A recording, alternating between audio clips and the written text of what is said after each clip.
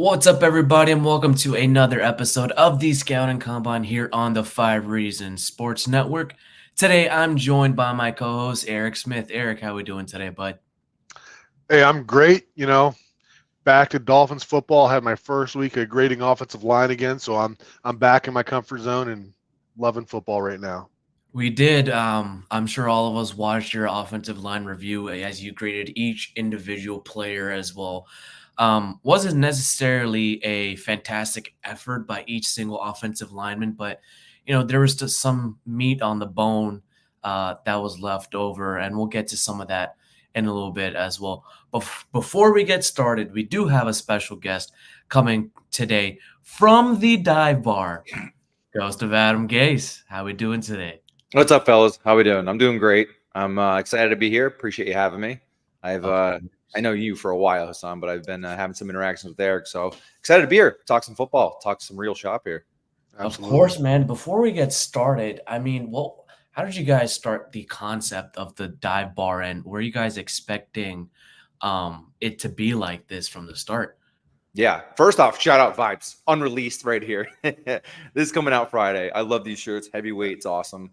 I walked in and it was in my mailbox. I'm like, holy crap, I forgot about this. But the dive bar, man, holy hell. Joe, Robbie, Bobby, and myself, we've been friends for a bit on here, and we're like, why don't we just get together? And we're pretty busy in our lives. Like Joe Robbie's all over the world doing glass. He's working 12, 13, 14-hour days. I'm nursing, so it's like 12-hour shifts there.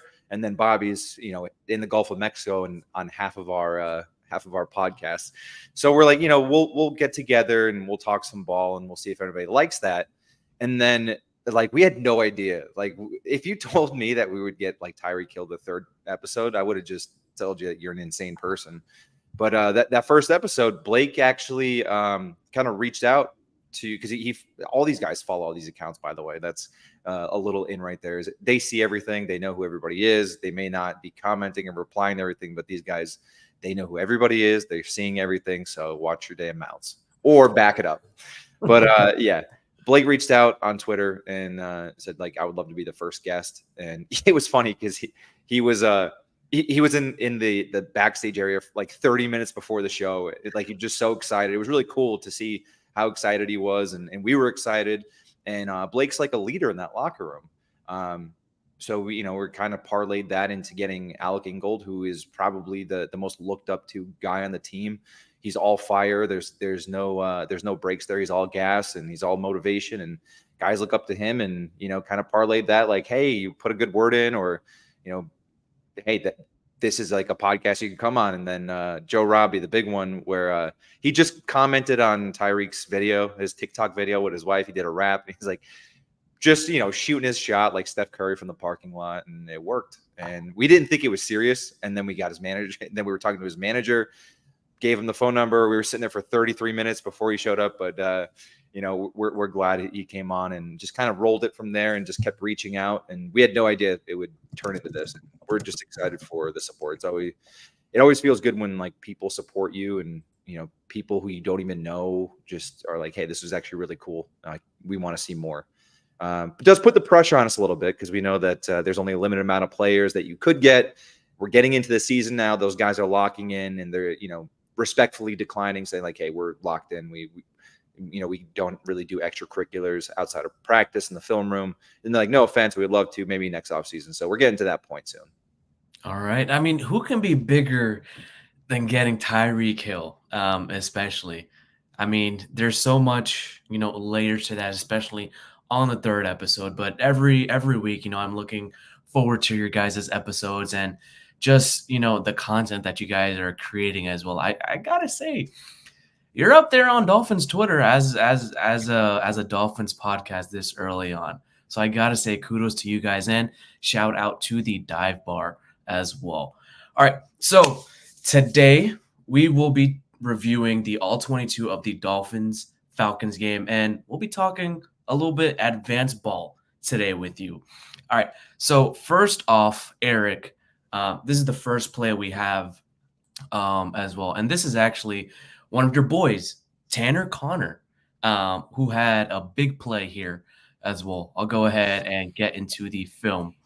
And Eric, before we get started, what kind of set are they on the offensive line, and what kind of formation are they on? I mean, so it's just an empty backfield. You got a single tight end, probably got a wide receiver or a running back split out to the side there. Protection wise, probably going to be looking at something sliding to the left with the nose shaded that way, and half slide to the right. Probably going to get Ryan Hayes trying to get out to that wide 9 technique on the right side of the offensive line. We'll go ahead and run the play. Looks like Connor's out in motion. He was there in line, then he motions out to the wide. Chris, did Tanner tell you guys anything about if he was going to be multi-dimensional in this offense, or was he specifically just going to be playing tight end here? No, when we talked to him, that's something that he brought up. We were talking about, the tight end room and how athletic it is. They got guys like Jonnu Smith, Jody Fortson, Tanner Connor. All these guys are just super athletes. And he said that, they're moving guys in the backfield. He said that they're moving all around, and he just wants to be used like wherever he can play his role and in that speed role and, more of a receiving threat. But he said he'll play anywhere. But yeah, he did say that there's a lot more versatility this year than in previous years. And that doesn't just go just for him. That goes for everybody in that room. All right. Eric, when you watched the game, especially reviewing this film, what did you think of Tanner Connor? There was some good and some bad. One thing that I noticed, there was a group of runs that they've been played a lot of Jaylen Wright running some outside zone to the left where he looked really good. And if you go back and watch that series of plays, the first time they try to run that, they have Jody Fortson trying to block the defensive end one-on-one, and it doesn't work so well. But then you see an adjustment from the Dolphins where they bring Tanner Connor in motion, and he becomes a combination block with Jody Fortson on that defensive end. And he had some good moments there as well as a blocker, adding to the double team with Fortson. And this play, of course, kind of highlights what you hope to get out of him. I mean, he's never going to be, a George Kittle in terms of a blocker, but if we can get an adequate blocker out of Tanner Connor and then get the ball in his hands and let him do some of the stuff like on that play, that would be the ideal place for him to be. All right. Next play is the Malik Washington end around play right here. Let me see if I can pull it up. Here we go. Go ahead and run it. Oh, this is not the play. I apologize, guys. This is play number 9. Here's the play right here. Perfect. All right. Before we get started, it looks like they are in 12 personnel with Jody Fortson and Tanner Connor in a single back look. Now, Eric, just reading the keys right here, if you're an offensive lineman and you're running this type of end around play, what are the keys each offensive lineman has to execute? So typically with an end around, you're going to have some sort of misdirection with it as well. So we're probably going to try to make this look like a zone run play. And the offensive lineman is going to take steps in the opposite direction of where the end around is going, trying to make that defensive lineman think that it is a zone to that side. And as the defensive lineman starts to flow that way, he's going to kind of let him go and let him think that he is, going to make the play when in reality, he's setting him up to seal him off. So, Chris, when you first watched this end around, did you think it was going to go to Jaylen Wright? Did you even know an end around was coming here? Well, when I saw this play, I had no idea that, if you look at Skylar Thompson, the way that, all these quarterbacks, I think one of the most underlooked things with all the quarterbacks in the Miami room is the ball handling. And you can see when he takes his first step here, he's actually showing it. He's not necessarily even giving it to Jaylen Wright or having like a fake there. He's making sure that the defense sees that ball is in his hands, right off the bat. And I think that's, on purpose, obviously. And, it's right there. There you go. Yep. So he's really just showing the defense that, hey, I do have the ball. We're going to make it look like a counter, obviously. I believe the guard, who is that on the left side? Thanks, On Bobby. the I left appreciate side of the line, that is, I believe 64. that's Jack Driscoll. Yeah, 64 is pulling. Obviously, Eric said that it's going to look Lifty, like some sort of that's Harlow. misdirection. Left side is Oh, Harlow. that's Sean Harlow, the Dolphins' newest Yep. signee. That's going to pull the. If you look at the middle linebacker from the left side of our perspective, he keys on that guard, pulls him to, makes him take 2 steps to the left here. So if you watch that left outside or the left inside linebacker there, you can see him shift right there. I believe that's Eric. Correct me if I'm wrong, but he's keying on that guard there now. Yep, that's exactly right. And Malik, obviously, great player. He had a great game and takes the end around. But I think the 2 keys there is making sure that linebacker tracks that guard. Skylar Thompson, great ball handling there, and great play. I mean, really good execution. You can see Tanner Connor. I believe this is the play. He goes all the way. He crosses the face of 3 linebackers in that safety, and he gets downfield.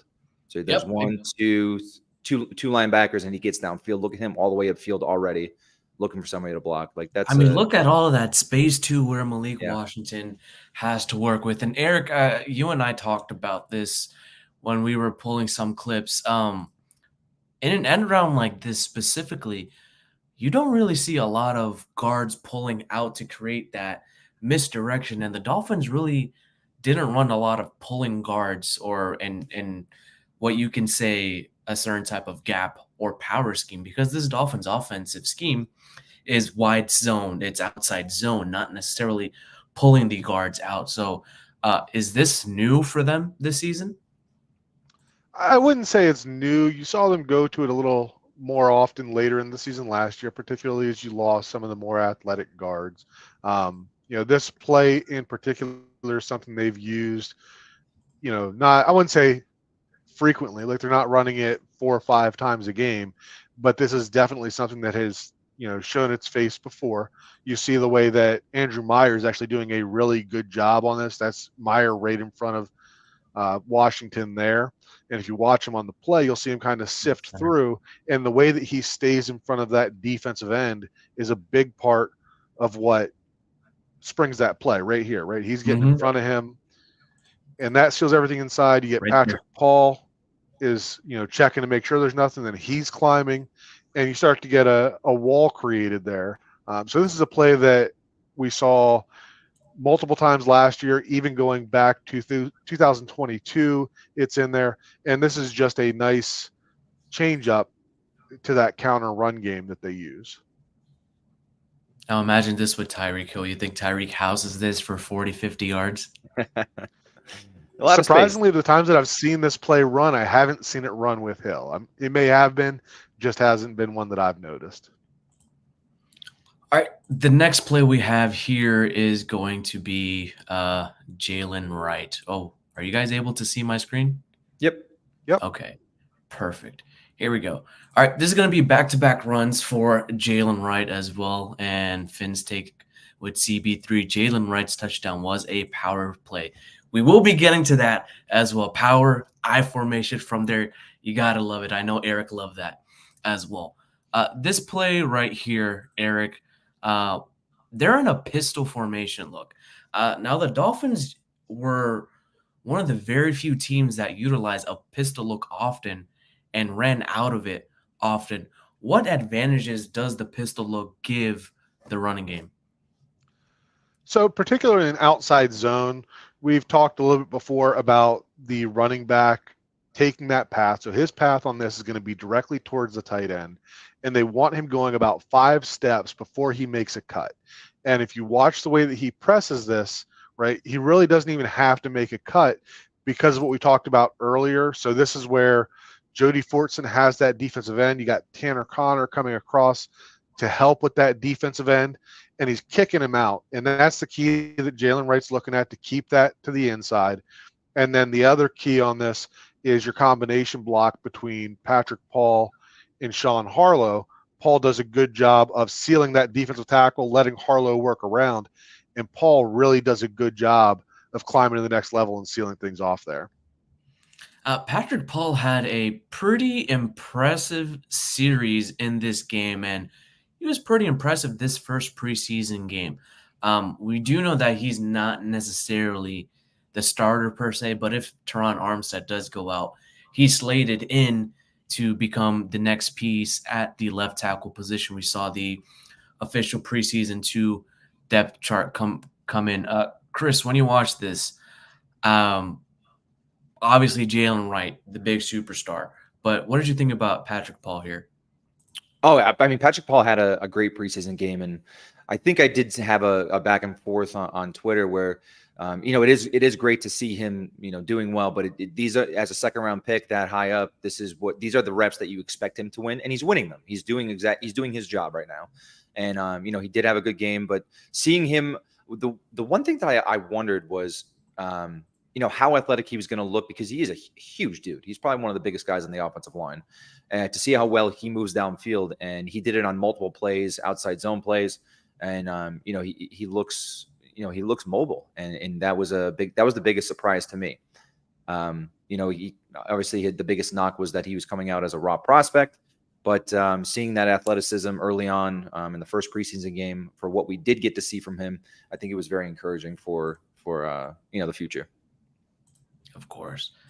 This, again, is a back-to-back play. I believe this was a 2nd and 8, or actually a 1st and 10 played right here. Once again, our 2 tight ends are Jody Fortson and Tanner Connor.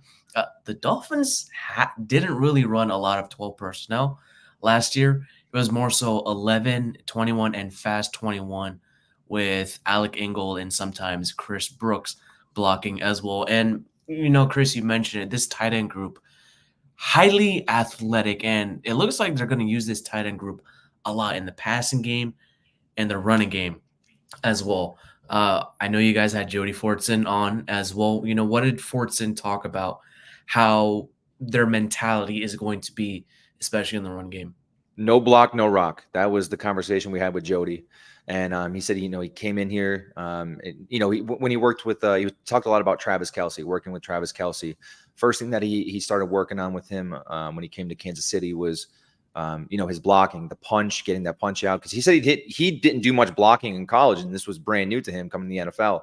And he talked about how Travis Kelce really showed him how to punch, really get into that block and get downfield.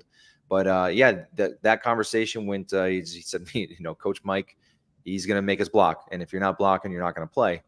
So it's obviously a big emphasis, and it's a culture for the Miami Dolphins. And I do love that they are finally running, that 12 personnel. Maybe hopefully see some 22 personnel on the goal line somewhere around there. But we talked about the pistol before. Miami was number 1 in the league with running the pistol formation last year. So it is nice to see. I remember when we had we didn't really have the, I don't want to say luxury of being able to run like inline tight ends with, for example, Mike Gesicki. Whenever he's in line, it's probably not going to be a run play. But now I believe we have the right guys in the tight end room, especially, still having Smythe on this team is huge. Great run blocker. He's the football player that you do want in that tight end room. And then you have guys like Jonnu, who's he can block as well. He's a big dude. So I'm looking forward to seeing 12 personnel this year. All right, next play up ahead is the Jaylen Wright touchdown itself. Beautiful. Eric, we're in power I formation.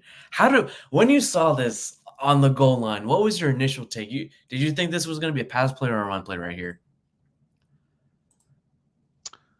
I mean, anytime you got an I formation, you're probably thinking run from the beginning. But as far as what the Dolphins have done in the past, they haven't given us a lot of confidence that Mike McDaniel is going to call run plays when you expect it. So it was a nice change of pace to see them just line up in a formation that looks like run, and for them actually to commit to doing it.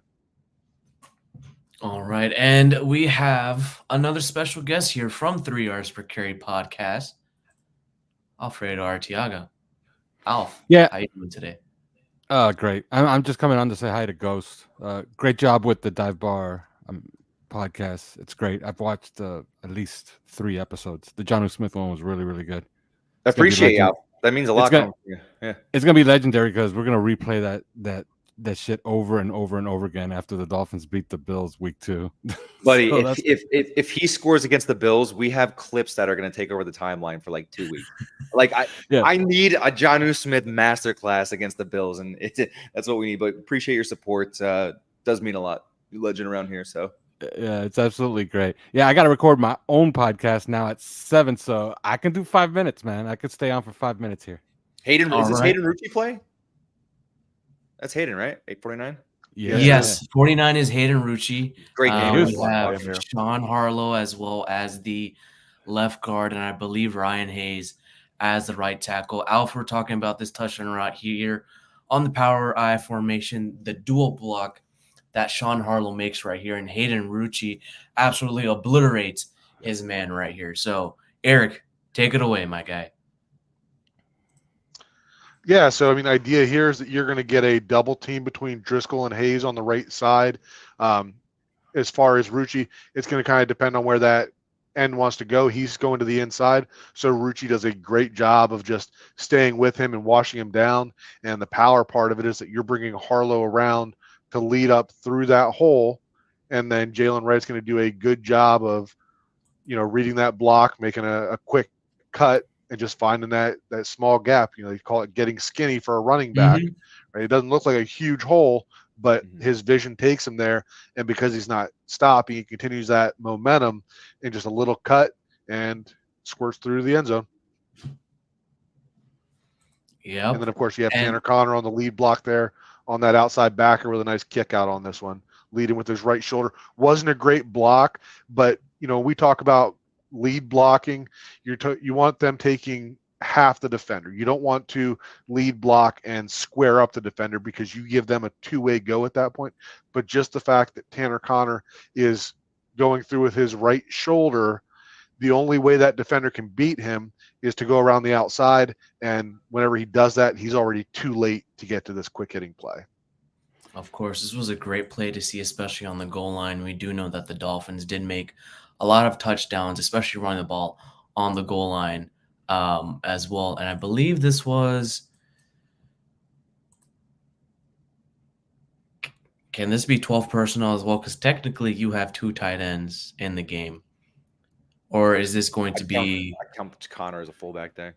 Okay. Yeah, this is out of their 21 personnel set. So Connor is the fullback. Like this would have been Alec Ingold in the regular season. One thing that I noticed about this play is Ryan Hayes had some bad moments in this game. This was not one of them. This is one of his best plays in the game. If you watch this right here, not only does it hit the combo block, but look at him somehow pick up the cutoff right across the formation. You see it? Oh, wow. Nice. You see it? Very nice. So he picks off the cutoff after hitting the combo. That's very, very hard to do. And he actually springs Jaylen Wright here. Hayden Rucci got the highlight here. And actually, Hayden Rucci's block actually makes Harlow stumble and not let him get into the gap to clear the B gap.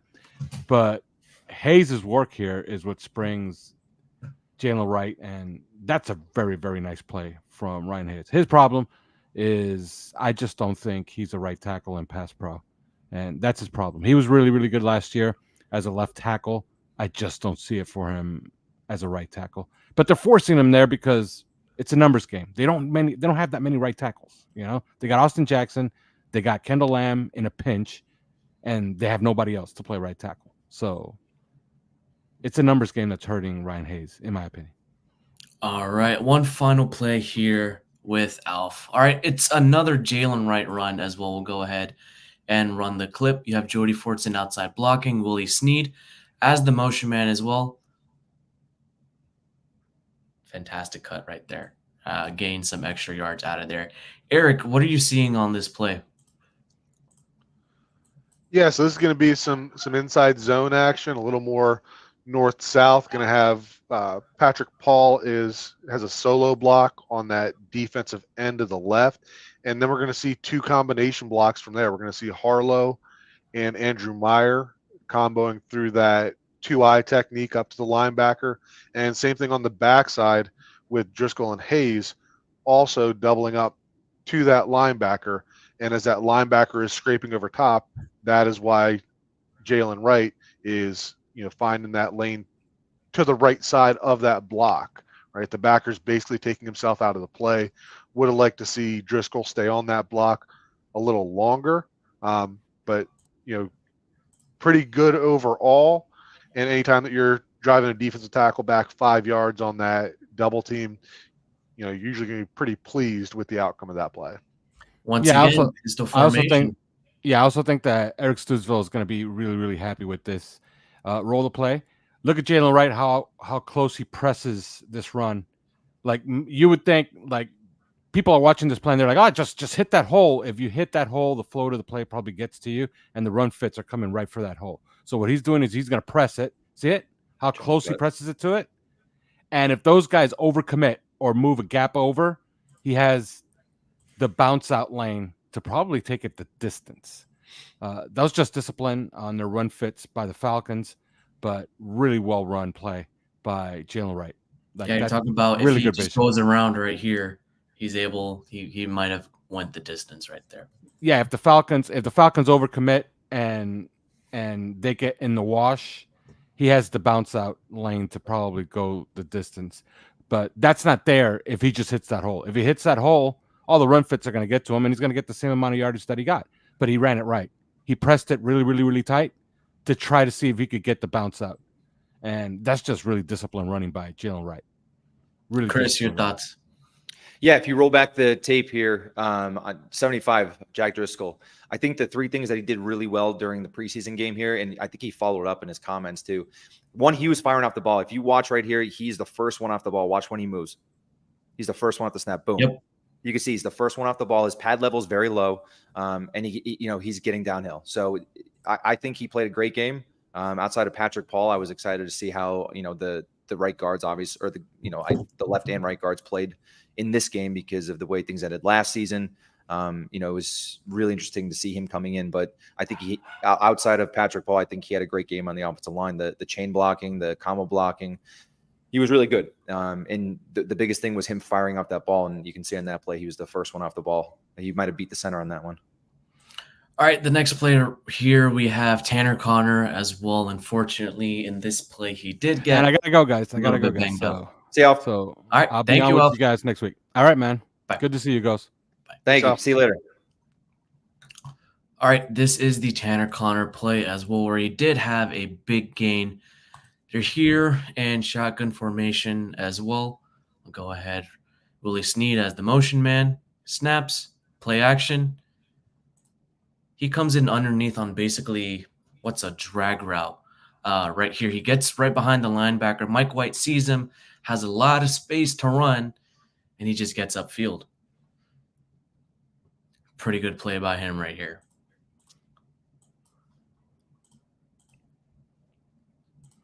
Eric, the blocking on this play, is this disciplined offensive line play, or did Mike White react a bit too early?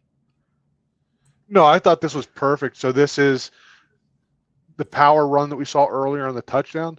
This is the same play, but using it in a play action form. And a lot of times what you'll see is that when a guard is pulling, a lot of times that you'll get a linebacker blitzing through that gap because there is some space there and trying to chase that play down from the backside. And this is probably something that the coaching staff saw from the box, that linebacker was chasing the pulling guard.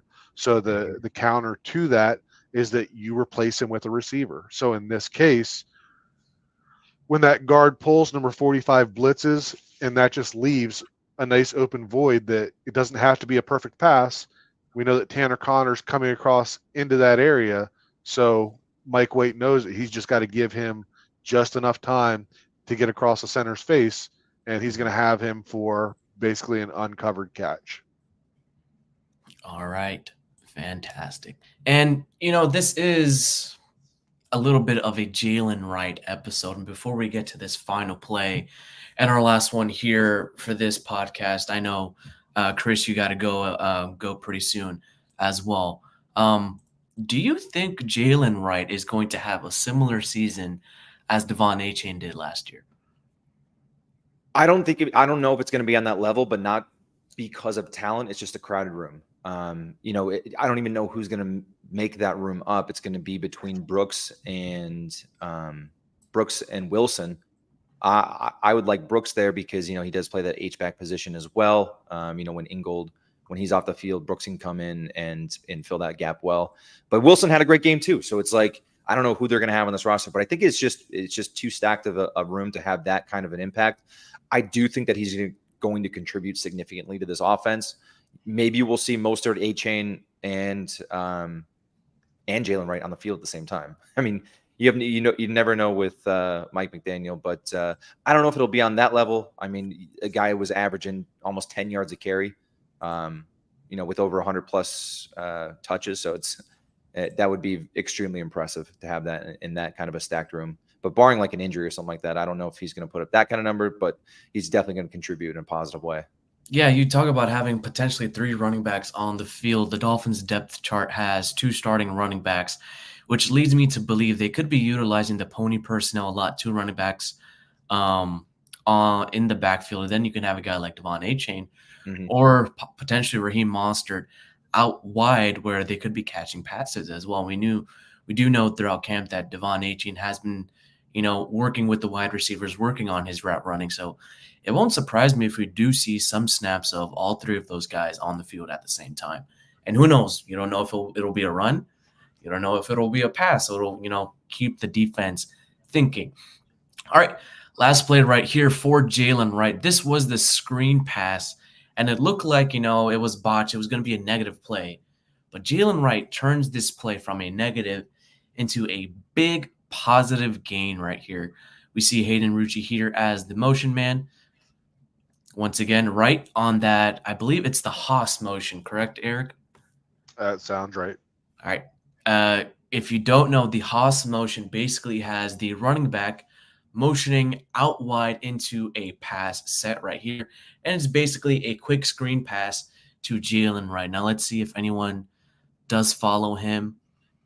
Yep, number 45, which tells you it's what? It's man coverage coming. He's following him. Takes the pass right there. Okay, you got a good zone right here, but he didn't make the catch. He bobbled the ball. He got it and works his way all around. Look at that blocking right there. First down, baby. First down. All right, Chris, before we go, a little bit more Dive Bar pod promo. And what's next? What's next for the Dive Bar pod? You know, we thought we'd be done with players as soon as the training camp hit, but you saw that we had on 2 since training camp started. So we're not going to sleep until we get some more. We have 3 requests out right now. So maybe we'll see one towards the end of this week, starting next week, maybe. But you know, we're having fun with it. And, you know, for something that started that we weren't even going to do weekly to turn into what it is now. A lot of pressure, you know, but you start getting a little itch. I was talking to the guys today, and you know, the group chats will be quiet for about 3 days, and then someone just says "player?" and then you just jump right back into it. This must be what drug addiction feels like, because as soon as you don't have a player for about a week, you're like, all right, let's get back on this. But it's fun. I'm glad that we're able to provide the community with that. You know, hopefully it like inspires players to come on like everyone's podcast. Like that's the whole point, is to make this a normal thing and break down that 4th wall, you know? Of course. Where can we find the Dive Pod and you, Joe, Robbie, Bobby at? Oh, you got at Bobby I think it's Bobby Schaus or _Schaus Jr. And then you got me, GhostofAdamGase. You got at Joe Robbie. Follow, it's at the Dive Bar Pod. You know, it's on Twitter. Twitter's our main platform. That's where we get most of our views and whatnot, because we live stream them right on Twitter, so you'll always be able to pick them up. But we've made our way up in the YouTube search finally. Thank God. So now, like, if previously, like 10 weeks ago, if you just typed in Dive Bar, it'd be like a bunch of videos about like dive bars and whatnot. But now if you type in the Dive Bar, we're like number 1 up there. So it's pretty cool seeing your rankings pull up, you know, due to popularity and views and stuff like that. So it's really exciting. But yeah, just Google us, and you know, like I said, we're mostly on Twitter, but we're trying to branch out. It's kind of hard, you know, as we're all working 40, 50 hours a week. So we're trying to get out there, man. Trying to get out there, but the loyalty is to the Dolphins Twitter right now. All right. Well, thank you so much for coming on. And as always, guys, thank you guys for watching the Scouting Combine here on the 5 Reasons Sports Network. As always, go Fins. Let's go. See you guys next week.